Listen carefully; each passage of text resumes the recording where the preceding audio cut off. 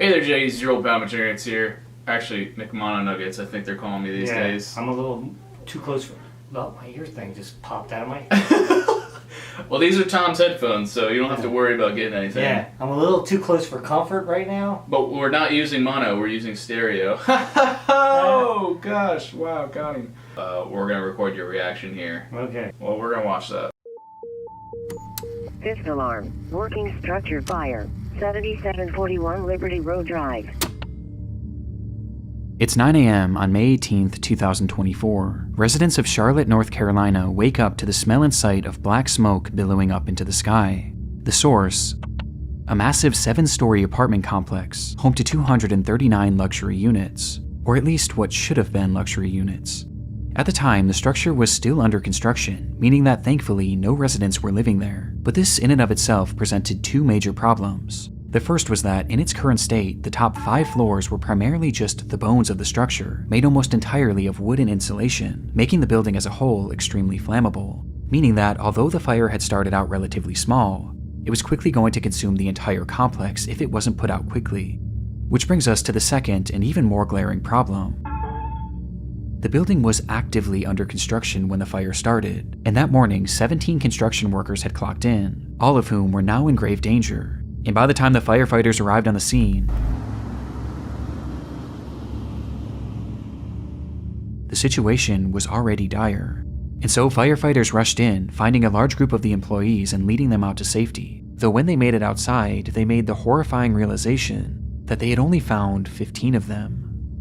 Somewhere within that labyrinth of burning wooden walls, 2 men were left behind, trapped and calling out to anyone who might hear them. And these pleas weren't just being made to those on the scene, as in the following minutes, one of the trapped men, 30-year-old DeMonte Sherrill, would take out his phone, open up Facebook, and go live, revealing the horrifying reality that both he and his friend had found themselves in. Somebody say hell, we're in South Park. Help! Today, we're going to be showing our friends the basics of the internet, and we thought you might want to come along. You gotta do it now or never. What are you doing? Yo, what the? If you own a computer, here's how to get the most out of it. Watch this, watch this, watch this.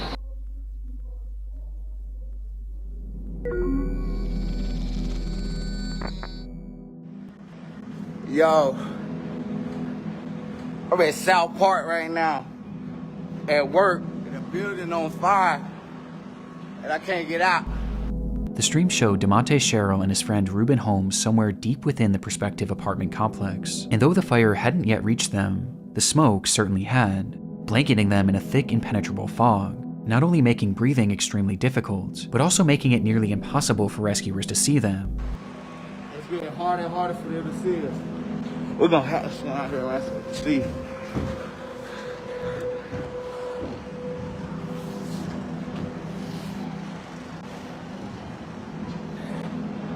The building on fire, I'm trapped inside, me and my man. This was likely one of the reasons why DeMonte chose to start this livestream, hopeful that it could show rescuers exactly where they were. But based on the footage, their positioning was far from ideal.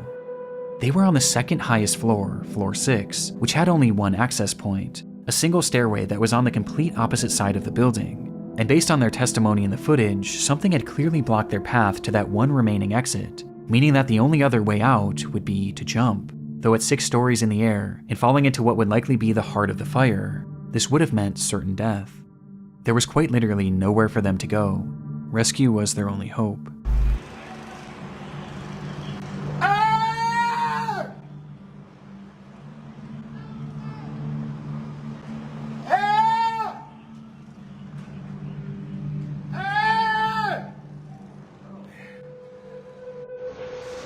Yo, this building is on fire. I'm at work. Somebody say hell, we're in South Park. Seemingly realizing this, DeMonte began to grow more desperate, yelling out into the void of smoke, while Ruben can be seen in the background waving his phone flashlight, with both men doing anything they could to help rescuers find them. Before...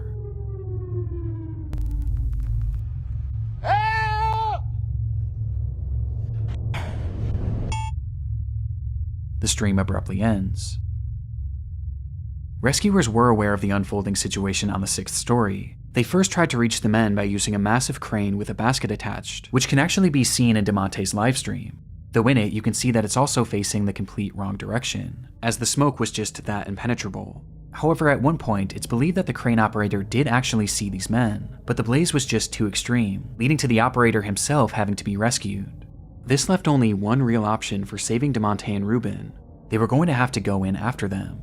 And so they climbed that stairway up to floor 6 and started their trek to the opposite end of the structure. Though before they could even make it halfway, the rescuers were relegated to a slow crawl, as the inferno around them raged more and more intensely, and the smoke grew thicker and thicker.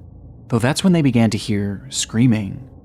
Somewhere lost in that maze, Ruben and DeMonte were yelling as loud as they could for help. This sound was a sign that they were getting close. Though just then, rescuers would be met with another sound. All companies working 7741 Liberty Road Drive, evacuate structure, per command. All companies working 7741 Liberty Road Drive, evacuate structure. Command all companies, this will be defensive at this time. We'll be ready for this side to collapse. Everybody get out of the collapse zone. Confirming you are coming out, but you're not out of the building. We're on our way out. With the order being made for all of them to evacuate, as by this point, the structure was engulfed in flames, and a collapse was imminent. The firefighters tried to call out to the two in one last attempt to guide them towards rescue, but they never came. In fact, at that point, the structure fell eerily silent. They would leave that structure without DeMonte or Ruben, and minutes later, the fire consumed the entire building, with the temperature inside reaching 2,000 degrees Fahrenheit, before it collapsed. It would eventually topple to the ground. And inside, DeMonte and Ruben would become the sole fatalities of this catastrophe. Yo, I'm at South Park right now, at work, and the building on fire, and I can't get out. It's getting harder and harder for them to see us. Knowing how the story ends would make this live stream difficult for anyone to watch, but what I find most upsetting about it is that the majority of those who initially watched this were his own friends and family that followed him on Facebook, with these viewers including his own mother. And a lot of them probably had no idea he even worked this job, as he had just been hired that week. His brother had also caught the stream as it was happening and actually rushed over to the scene where he pleaded with the firefighters to watch the footage. But despite doing the best they could, there was just too much working against them to save DeMonte and Ruben.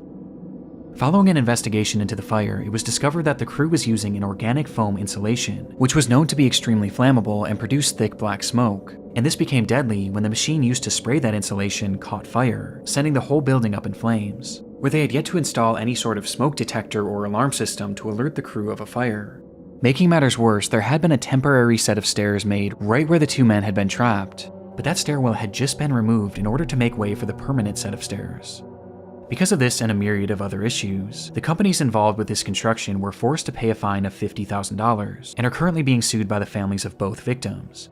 But regardless of the outcome, nothing will ever make up for the loss of DeMonte Sherrill and Ruben Holmes.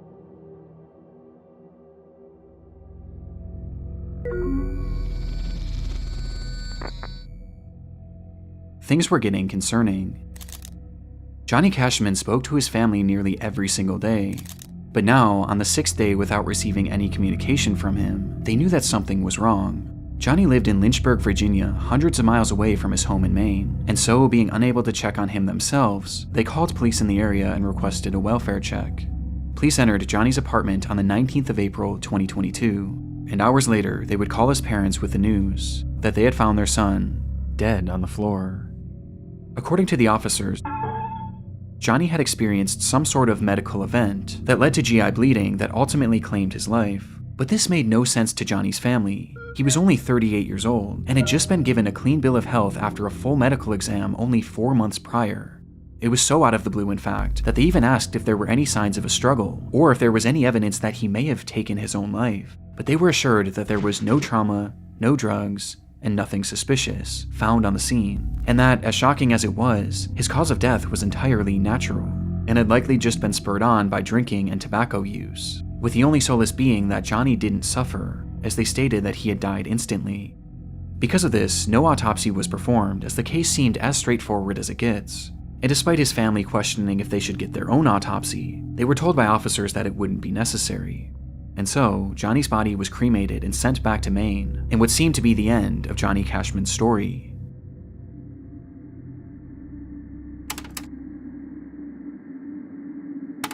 "10 days after Johnny's body was discovered, his ex-girlfriend and her mother made their way back to his apartment in order to retrieve some of her belongings. She knew that re-entering the space was going to be difficult, but ultimately there was no way she could have prepared for what was waiting for her inside. There was blood everywhere. It was pooled in the bathrooms, wiped on doors, spread all over the living space, and was even found on a chair and a banister.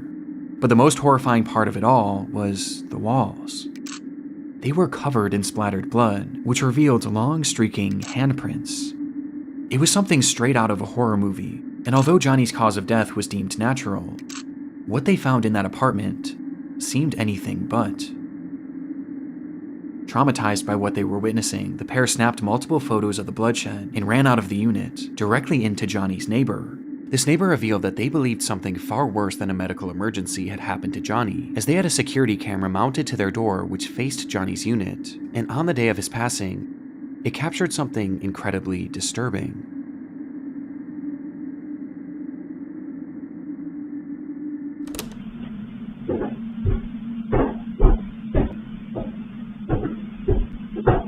The footage shows Johnny making his way up the flight of stairs leading to his apartment at around 3:03 p.m.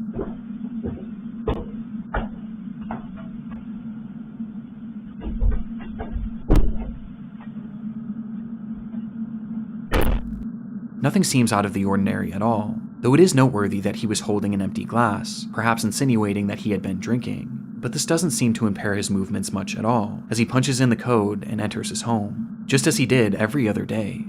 But moments later, something happens inside that unit, and while it goes unseen, it doesn't go unheard.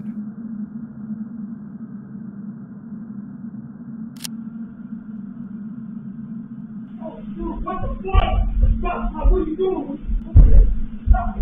Yo, what the fuck, dude?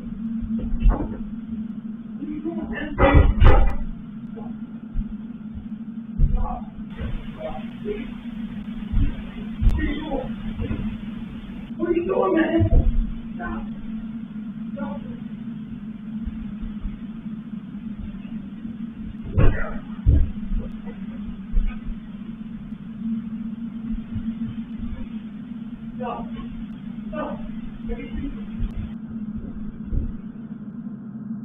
The audio seems to depict a man yelling, asking repeatedly, "What are you doing?" and begging for something to stop.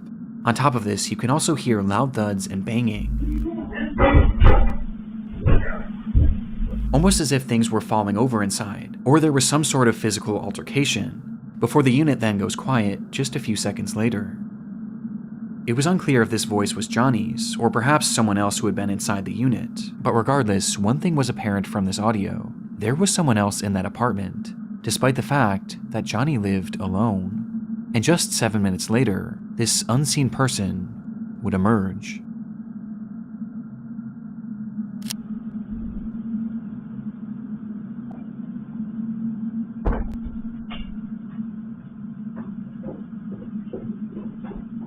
This clearly wasn't Johnny, and after leaving the unit, the anonymous man nearly makes it out of the building before he seems to change his mind.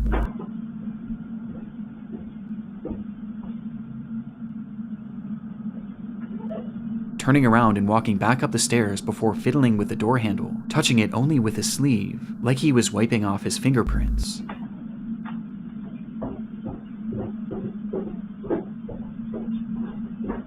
He then walks down the stairs and stops once again, where he seems to be in a state of shock over whatever had just transpired, before he composes himself and walks out of the building. But the footage wasn't quite finished yet.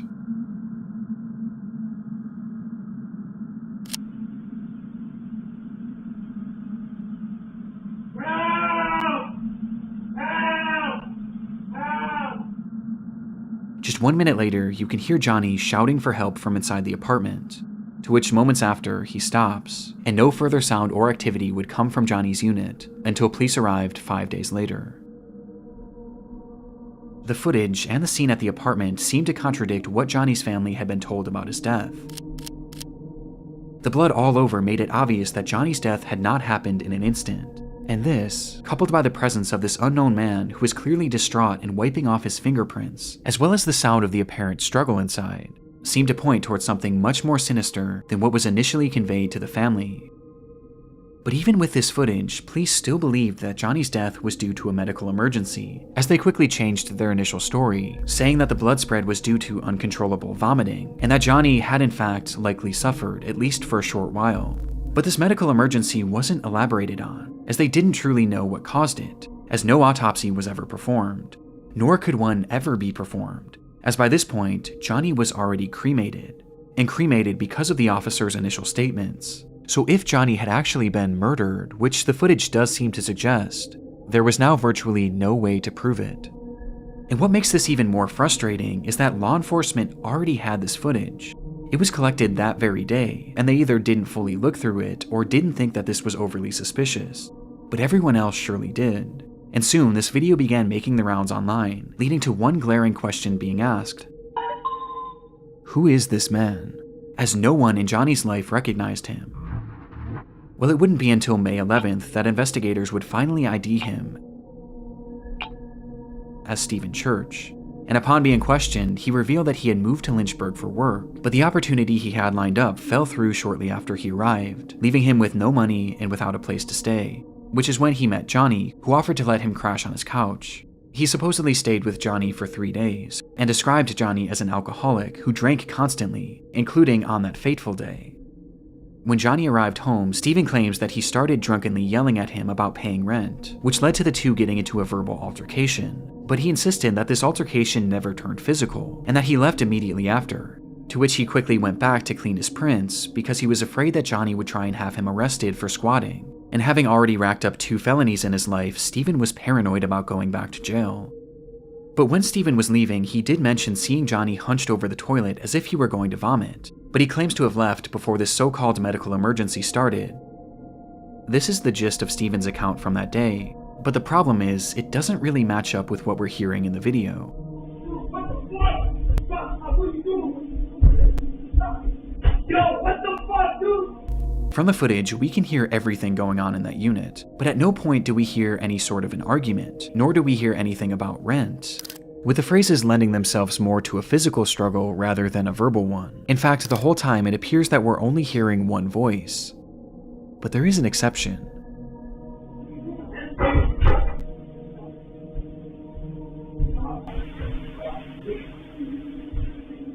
To my knowledge, it's never been conclusively determined whose voice is who in the recording, and either scenario paints a far different picture of what may have happened inside that room. But regardless, this audio makes it clear that Stephen's story was fabricated at least to some degree, as he also fails to account for the loud banging in the background. And because of this, his version of events is generally rejected, with most people seeming to believe one of 2 main theories.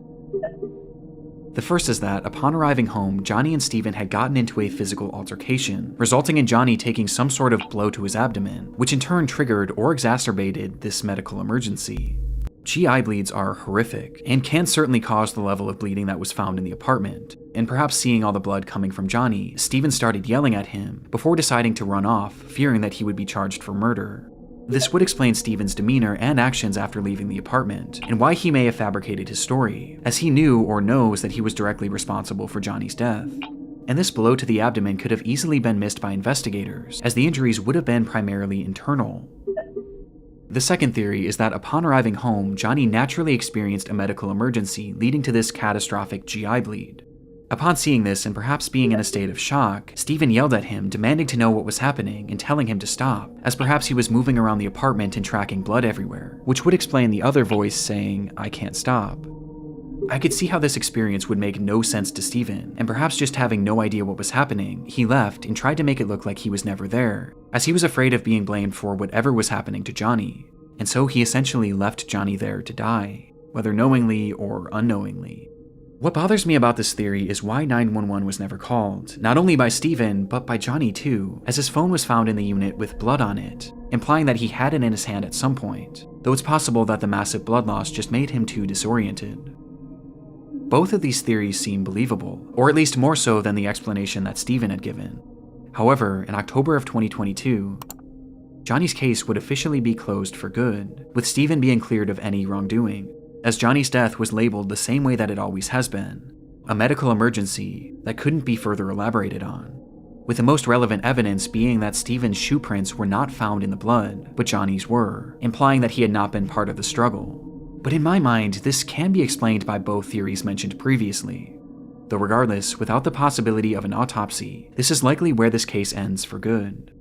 But with this disturbing footage, I can't help but think that there was more to the story than we may ever know.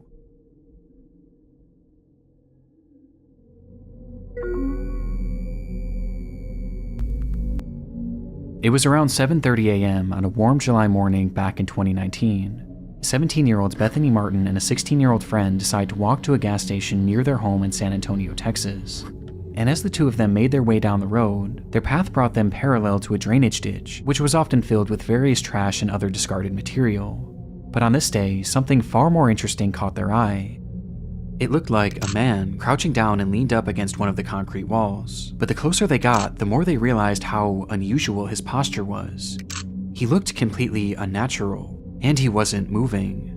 And by the time they came face to face with him, the reality of the situation would hit them. They had just found a dead body.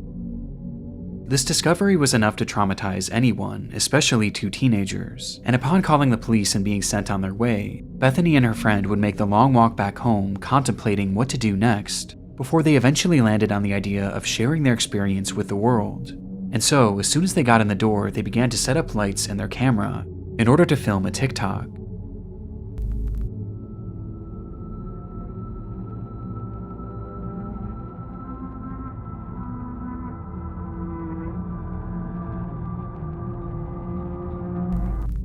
The clip showed the two sitting on a couch appearing to be in a state of shock, with the words, "Us remembering we found a dead body this morning," plastered on the screen, offering no other context aside from the description, which simply read, "I wish we were kidding, all respect to the family." Some offered sympathy for the girls, while others viewed their post as insensitive and exploitative, but others weren't even convinced it was real, partially due to this glaring lack of context. But any doubt of this post's legitimacy would be quickly thwarted by a discovery made not even one full day later, as it was revealed that this recording hadn't actually been the only video that these two girls had made on that fateful day. On their walk to the gas station, the girls had stumbled across the body of 25-year-old Marcus Adams, with the young man having seemingly perished earlier that morning, with it being apparent that he had taken his own life. But upon finding Marcus, the girls weren't actually overwhelmed with sadness or even shock, as instead, their focus immediately went to something far different, as something on the man's body had caught their attention: his necklace. The girls really liked it. In fact, the unnamed 16-year-old had said that it matched her fashion perfectly. And so, before police arrived, the two would once again pull out their phone and start recording, showing Bethany approaching the body with her intention being to grab his necklace, which she eventually does, removing the medallion and giving it to her friend, before tossing the chain into the grass nearby, leading to the girls running away from the scene. The 16-year-old would then post that video onto her Snapchat story, for all of her close friends to see. I can't show the footage for obvious reasons, but it's truly awful, and just based on the audio alone, you can tell that they're very obviously having fun doing this. You gotta do it now or never. Here, hold me. Oh my god, oh my god, oh my god. Oh my god, oh my god.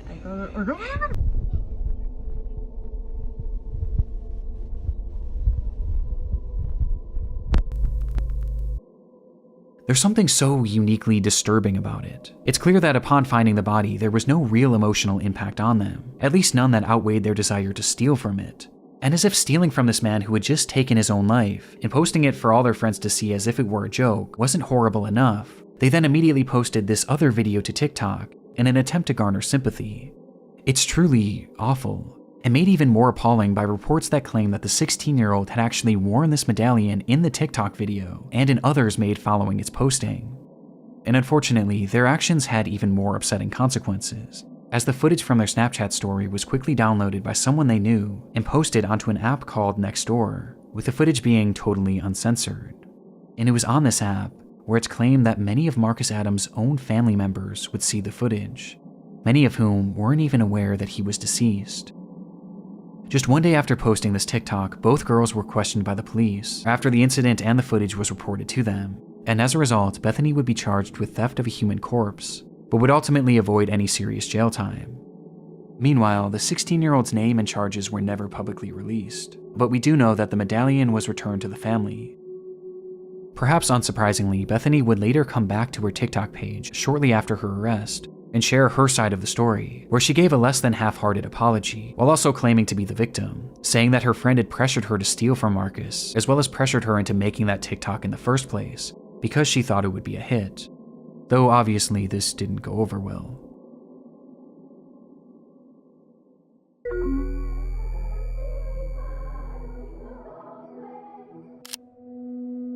On December 20th, 1984, 12-year-old Janelle Matthews disappeared from her home in Greeley, Colorado in the evening hours.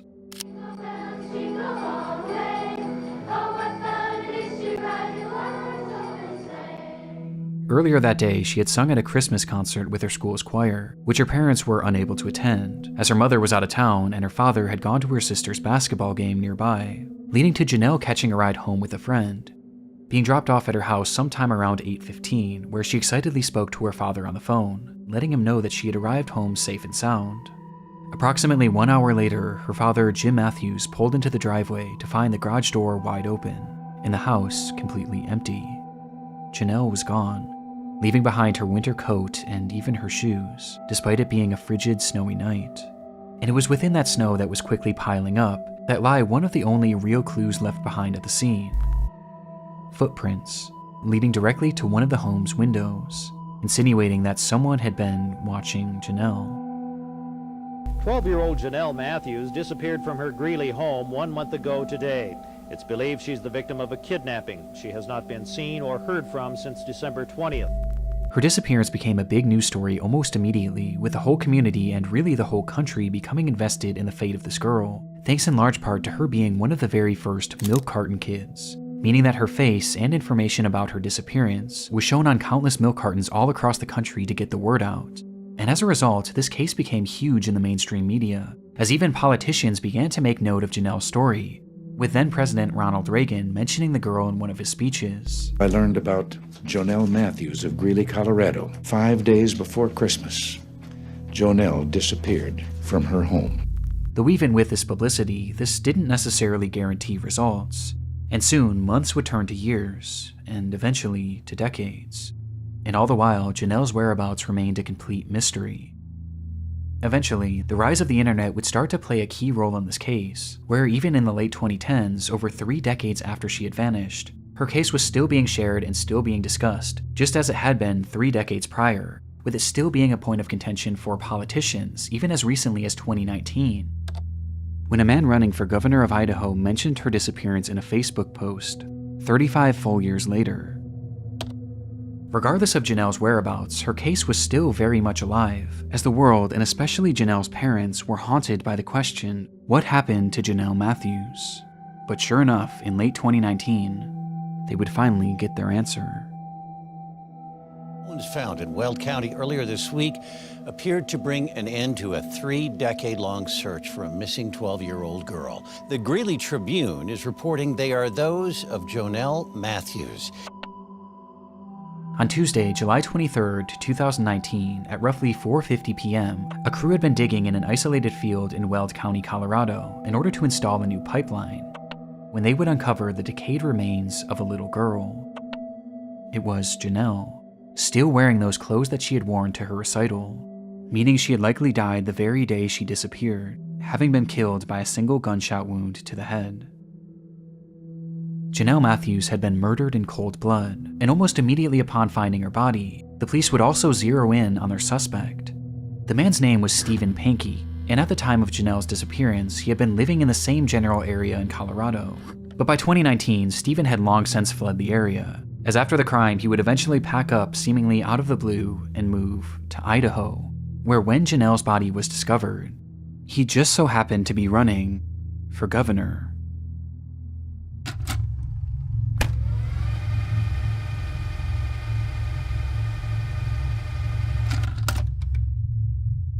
And during his campaign, Pankey had put out a bizarre Facebook post about Janelle, calling for the Colorado DA to oversee a fresh investigation, as he stated that the local police had wrongly been focused on the theory that Janelle's disappearance was a child abduction and murder, which was quite convenient, as just a few months after posting this, he would be arrested for the abduction and murder of Janelle Matthews. Police believe that Janelle had first caught Stephen's eye when he was working as a janitor at the church she attended, with this leading to him stalking her and eventually abducting her on that fateful night, where he threw Janelle in his car and ultimately ended her life, for no reason other than his sick satisfaction. He then proceeded to bury her in a field 20 miles away, in a spot that he was certain no one would ever find her. Now, the evidence supporting this is mainly circumstantial, but it is incredibly concerning. Just one day after Janelle's abduction, Pankey decided to take his wife to California in order to celebrate the holidays with his parents, with this trip being completely unplanned, as his wife was only told of it literally the day of. And making things stranger, when they returned home, Stephen's car conveniently caught fire and was burned to a crisp, to which he offered no explanation for. But in response, he would take the car to a local scrapyard where it would be even further destroyed, taking any potential evidence along with it. But while this is all strange enough, police say that the main indicator that Stephen was their man was his clear obsession with Janelle's case.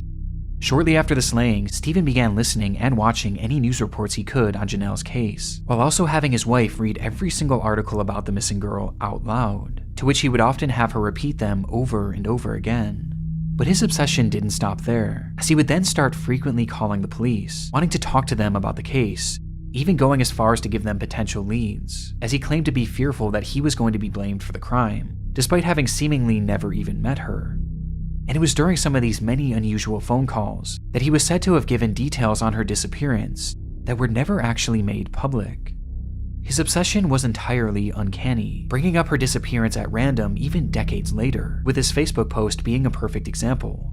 And as it turns out, one of Stephen's most incriminating statements came as a result of something he mentioned in that infamous message.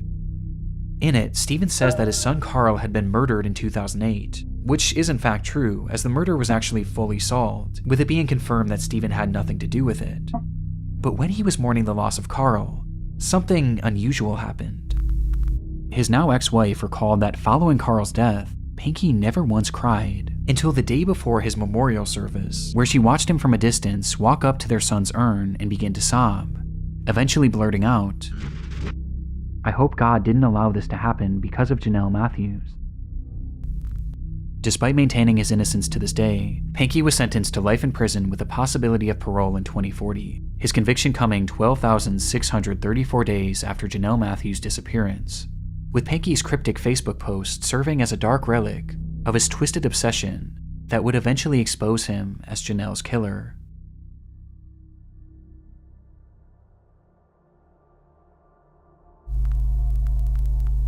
I think we're done watching videos. Yeah, I don't want to see anymore, and I'm kind of glad it's over. Alright, JDs, don't forget to subscribe for more content. Subscribe to Uncle Larry's channel. He's got some good stuff.